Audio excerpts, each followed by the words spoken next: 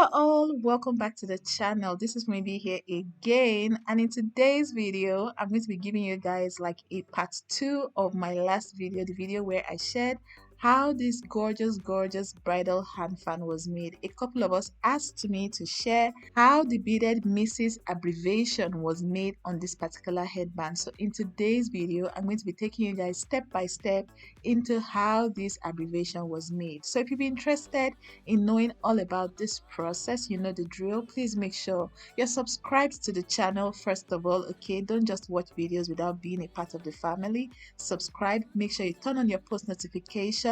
If at the end of watching you totally enjoyed, please be sure to hit the like button. Okay, and feel free to share this video with your friends and family.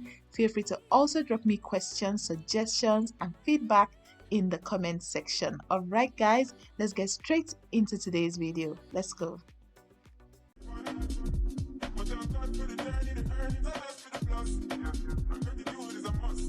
Alright guys, so to make the abbreviation you need your stencils, and I have these regular schmegular alphabet stencils that I have printed on regular A4 paper here.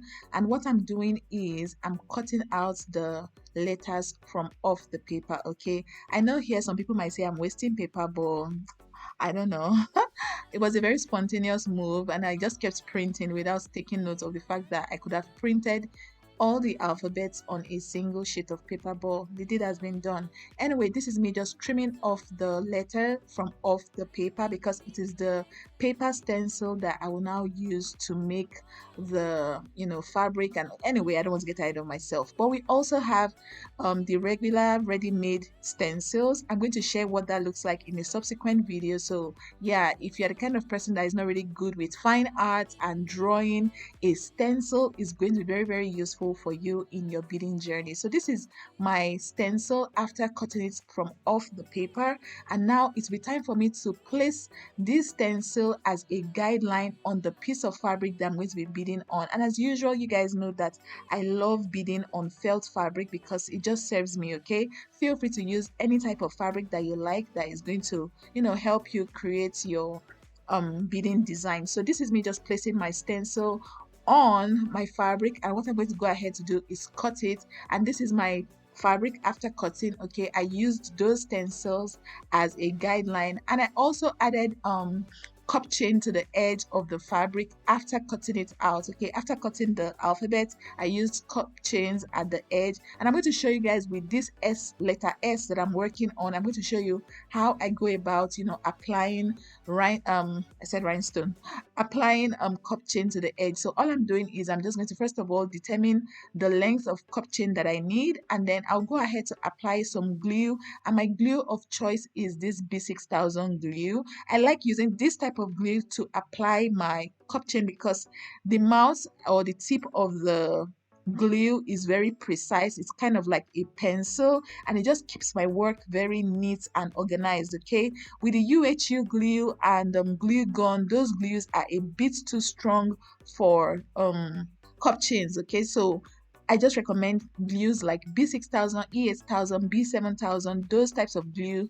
work perfectly for this kind of work. So all I'm doing here is I'm just applying glue and then following the glue up with my cup chain. I'm going to repeat this process again on the inner part of this our S. Okay, we have two sides that we need to place the cup chain on. So I've already done one side. This is me again determining the length of the cup chain that I will need. Then I'll go ahead to apply my glue and then place the cup chain right on top of the glue, and I'm just going to leave it for about 30 seconds to 1 minute to just allow everything dry down properly before I start beading. Okay, you don't want to start beading immediately because chances are your cup chain is not fully dried, and then if you start beading it will just start moving around and it will get more complicated from there. Okay, so just apply the cup chain, take a walk, go somewhere, and then come back, and you can be sure that your cup chain and your fabric are already properly dried.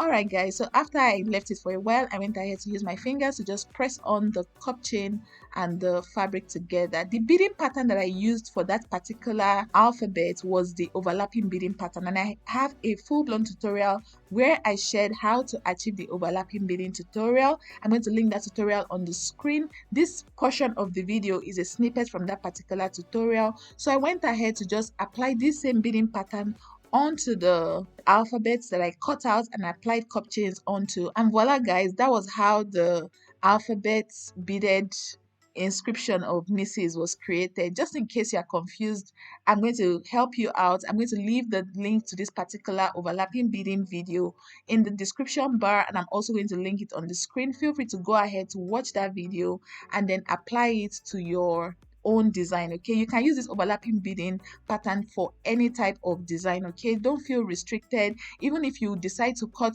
different shapes, triangles, circles, oval shapes and all of that, you can now incorporate this overlapping beading pattern to those shapes that you have cut out and create your own beaded pattern for any type of design. Okay, you guys, I just come here to just give you inspiration, and then I allow you do whatever you please with the inspiration that I create. I hope it all makes sense to you. If you still have questions for me on how this particular beading pattern goes, please feel free to drop me comments in the comment section. But I believe this video is pretty self-explanatory and you guys will be able to create your design. If you do go ahead to create your own design, please feel free to tag me in your pictures or send me pictures on Instagram. My Instagram name is always on the top left corner of the screen. If you did enjoy this cute little short tutorial, please do well to hit the like button. That button helps me know that you guys got value from watching the video. And if you have video ideas for me, if you have things that you think you would like me to create tutorials on, please feel free to drop me suggestions in the comment section. Thank you guys so much